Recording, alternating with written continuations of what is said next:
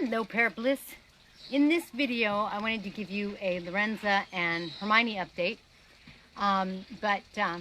Lorenza was eating, and Ursula seemed like he wanted to come out, so he's standing in her place. Lorenza, I had to take to the vet. It was about, I don't know, 10 days ago, and I think she had a respiratory issue. But I also found out, the vet took x-rays and found out that her bones aren't in really good shape. Some of them are, I think, calcified, and her veins have fat in them, you know, so it's like she's an older bird, which we kind of always suspected, and so now we have pretty good confirmation. So I have always tried to keep Lorenza on a strict diet, and I think that that really helps her. And so, you know, she's still tired. Like sometimes in the morning when it's morning and, you know, usually the birds like come to life, you know, like the sun comes up and there you all are a chitter, right? And instead, sometimes in the morning, Lorenza sits on my shoulder and sort of starts to fall asleep. So she's really kind of a little old and tired, but she's doing better. The antibiotic got rid of the lung issue, probably a lung infection, and so she's doing much better, and I'm really thrilled with that. Hermione, I don't know if you'd be able to see it. It's actually, it's hard to see, but do you see that? Carl said hi, Urs. Oh, you can't see him because he's at the, oh, there he is. He's right at the camera, but he was on the other side of the phone. Hermione, I don't know what happened. I came to her cage, and this was, she's had 5 days, so six days ago. I came to her cage, and her foot was all bloody. Oh, so we gave her some CBD oil to help her relax so that she wouldn't freak out. Because one of the things that unfortunately parrots do is when they have a cut like that, they bite at it. So they make a bad situation worse, you know, like there's an injury and they exacerbate it. We put some vet tape on it, some chlorhexidine to clean it up, hopefully disinfect it, and then put her in a cage by herself and in a dark room in the bathroom so that she would just relax and just go to sleep and not bug her foot or the vet tape or anything like that. That helped. That worked the first day, and she seems to be doing okay.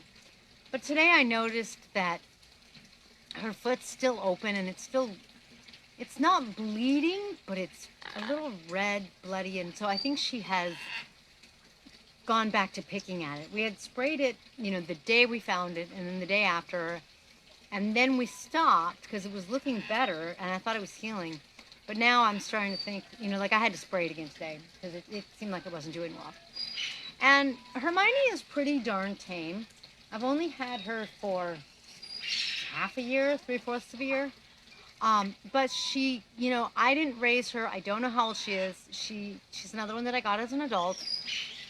And, there's hers. And, she's really bad at step up. Like, I don't know if she was ever taught how to step up. She really is good at getting pets, though. It's really funny. Like, she really does seem tame. She loves being with me. When I take her with me to do my yoga, like, I lean forward, and she just goes upside down. And I, you know, I don't know, I do downward dog, and she just, you know, she's like up and down, and, you know, she just moves around, and she doesn't care. So it's funny because she really likes being with me, and she really acts like she's used to being a pet, but she doesn't step up. So it's kind of very, very strange.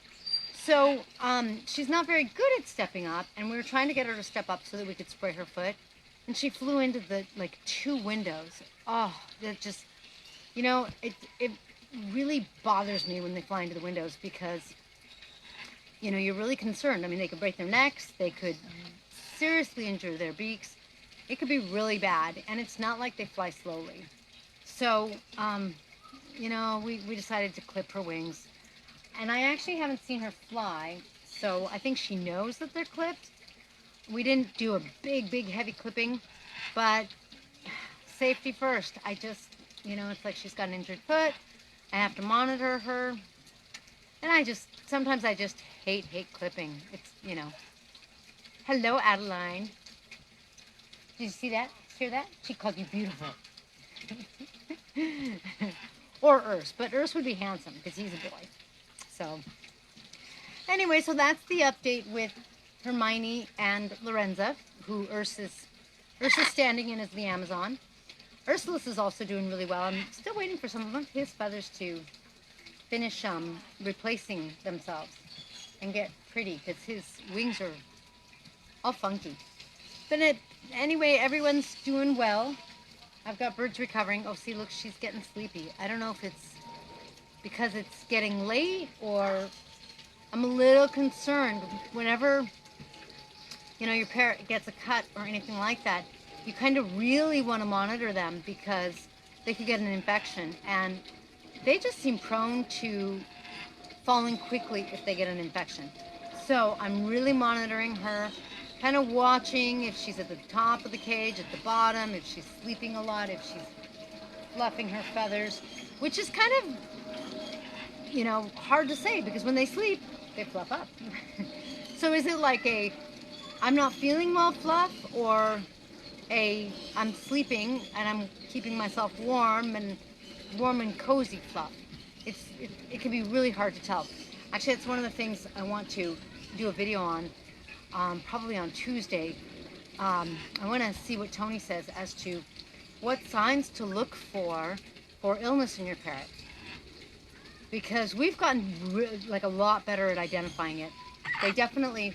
Their behavior is not themselves. If they're chatty, they get quiet.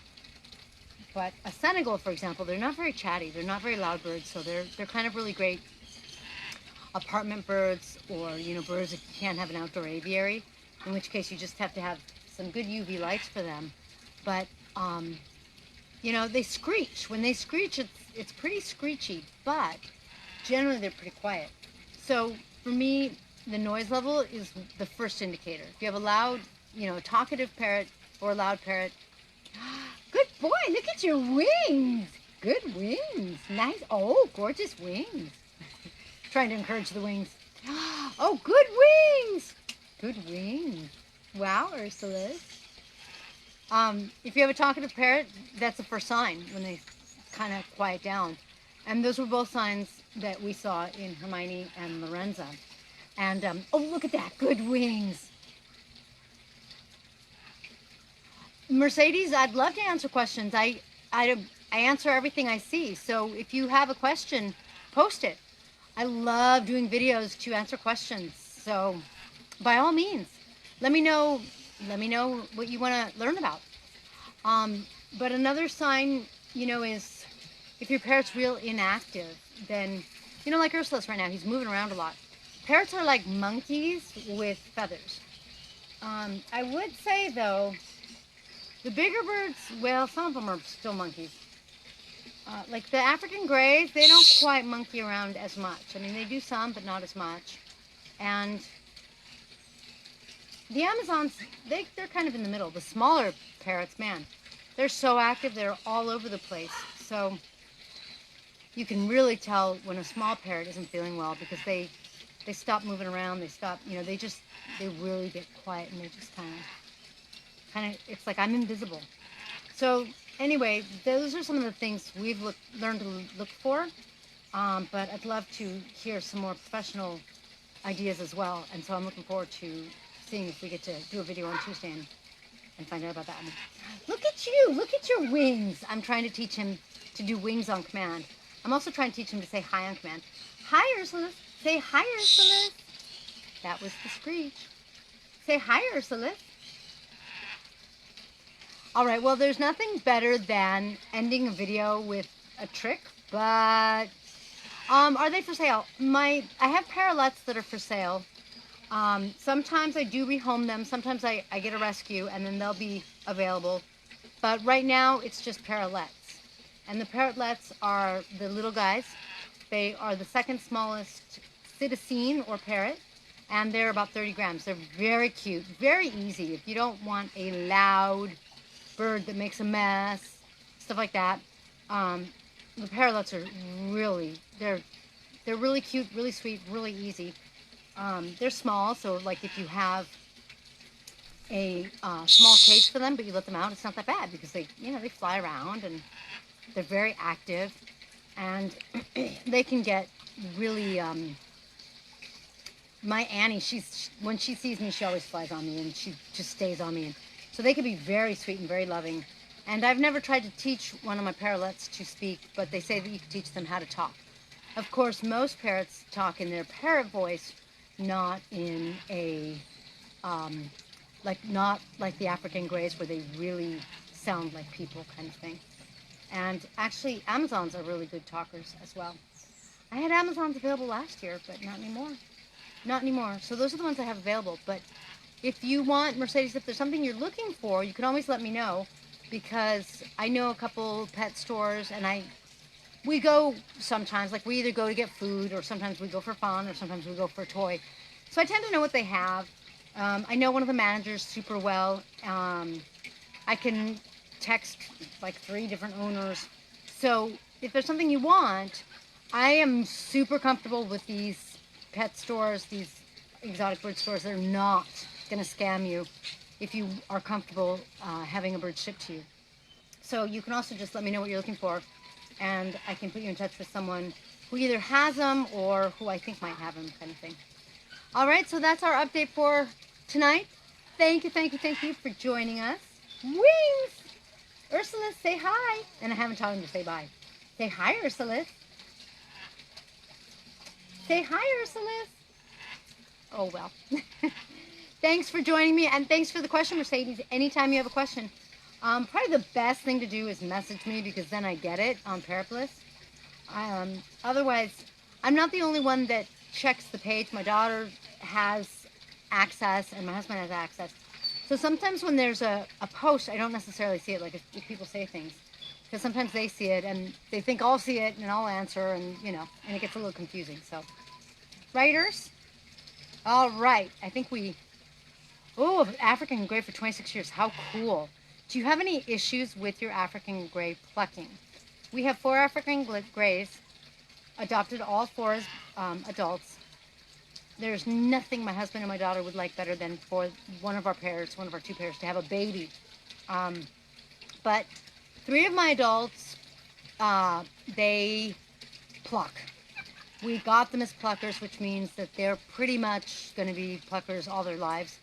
That's something I've looked at more carefully, and it's something I want to look into a little more, actually. But once they pluck, it's really hard to get them to stop. And so we have one that doesn't. We have one with all his feathers. So I would love to hear about yours. Rebecca, she's in Parrot Bliss flock too. No, yours doesn't pluck. You're so lucky. That's awesome. That's awesome. Rebecca's don't either, and hers are gorgeous. So, we don't know the history because we adopted them as adults. And maybe I'll do a video on adopting versus rescue versus, buying in a pet store, kind of the 3 ways, like a breeder, a rescue, or a pet store, the 3 ways you can get a parrot. I guess the 4th way would be if you inherit or if someone gives it to you, but that might be a really good fun video too. Huh, sweetie? You're doing such a good job out here. All right, well, we'll let you go.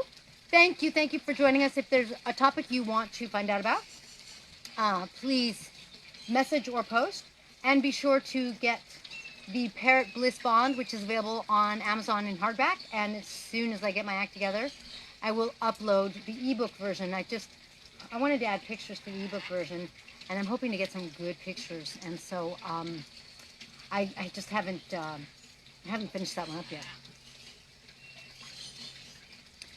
Rice water. I'm going to have to look into that, Mercedes. Like, literally, do you put uncooked rice in water and let it sit for a night, then spray?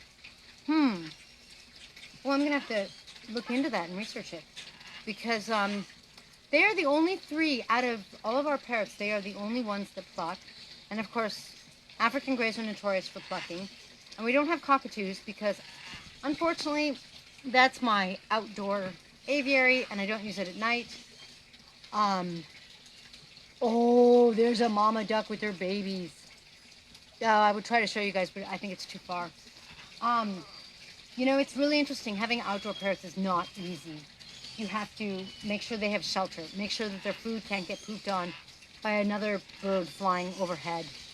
You have to make sure that you don't have like problems with other birds coming or rodents coming, or it's kind of crazy. Outdoor takes a lot.